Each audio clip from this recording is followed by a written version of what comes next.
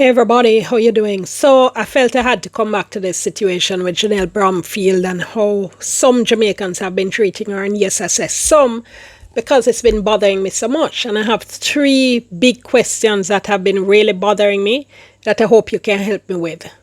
Thanks so much for joining me. I'm Dion Jackson Miller. Stay tuned.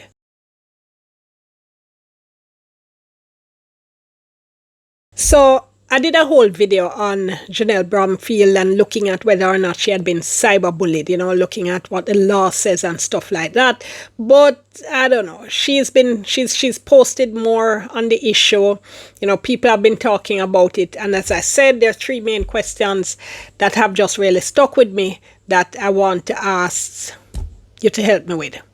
So question number one for me is, how come in 2024 we're still cussing each other about the color of our skin? Because I hear some people say, oh, it wasn't about skin color, except a lot of it clearly was. As I said, all you have to do is follow Junelle on social media and look at some of the comments she had been posting. People say, oh, then son her till she burn, and that one person said that, and just a lot of other really nasty comments I'm not even going to repeat. The point is, though, again, cussing people about the color of their skin in 2024, because what that tells me is that we really have some deep wounds and self-hatred that we're still dealing with, which is why I always find it very interesting when you talk about colorism in Jamaica and people are trying to bypass it as if, oh, we're past that. We're actually not. We're clearly not. And I mean, we didn't need this particular example to show us that, although this one unfortunately has been gone viral. It's national, it's international. We have a world champion in her boyfriend, Noah Lyles, who has been basically saying to the world that, some Jamaicans have been really treating his girlfriend, treating one of our own, let me put it that way, an Olympian, a woman who has done such wonderful things in terms of her personal achievement, and her own people. Some of her own people have been so nasty to her and tearing her down in this particular way.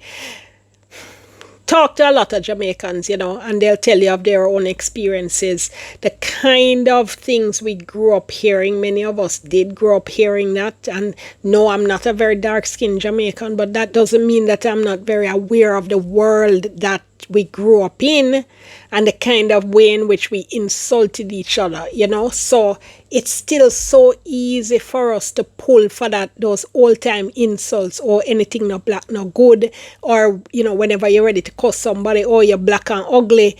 And those things still come so easily out of the mouths of some of us, And in addition, there are lots of other ways in which we continue to privilege people who are lighter skinned or people who are white or Jamaican white in our society. And a lot of times people don't even realize what's happening.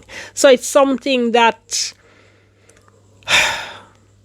we talk about what happens in the homes, we talk about what happens in schools, but yeah, it's something I think that we absolutely have to continue to call out whenever we see it.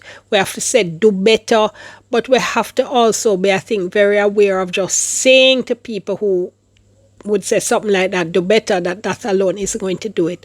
We have to look at how we talk to our kids, We talk a lot about teaching Garveyism and, just teaching people to be proud of who they are and proud of our color. And again, as in many things, we've come a far, far way, but obviously not far enough. So yeah, any ideas you have as to how we can do better in this issue of colorism in Jamaica, please drop your comments below. Want to hear from you on this. All right, and question number 2 from me on this is, it's related to question number 1, but it's, how come we're so vicious? How can we be so mean to each other?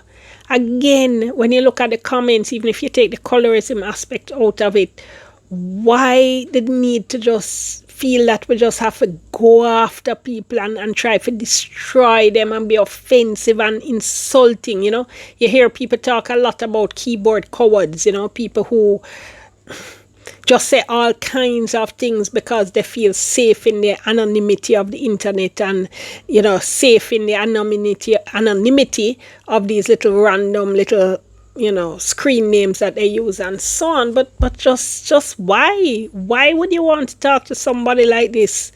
I don't know. People, will love to say that phrase in Jamaica, oh, people bad mind and people jealous and whatever. And a lot of it might be that. But man, it just shows off the absolutely worst part of us. And it's something I'm just so ashamed to have seen this unfolding in front of the eyes of the entire world.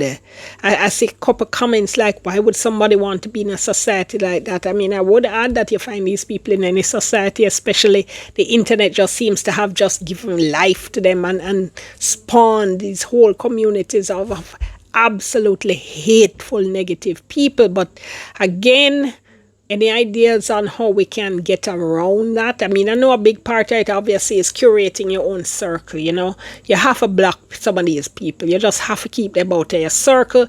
You wouldn't let people stand up in your living room and insult you and just say all kinds of nasty and negative things to you.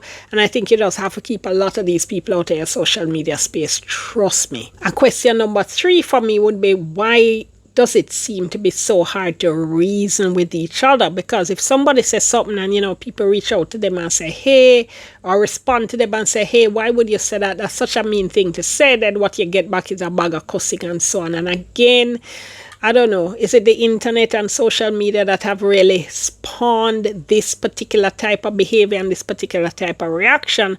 And if so, what does it say about how we're going to move forward as a society when so much of life now, so much of what our young people and generally people do is based on this life that's centered on social media and the internet. So how do we then move forward if we can't even talk to each other?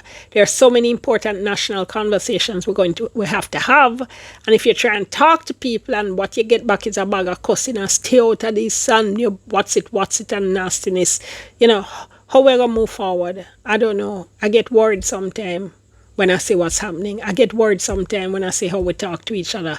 I get worried sometimes when I see how we still hate ourselves so much, because a lot of that is that self-hatred, that instead of spending energy on building up ourselves and moving forward in our own lives and using these wonderful technologies for all the wonderful things they can do, instead we're using them to spew hate and to spew negativity and to try and pull down people just to try and live them best life like all the way, So once again, any ideas you have about how we can shift the conversation, how we can try and make the spaces more positive, do tell me. I really, really, really want to know. I think it's really important.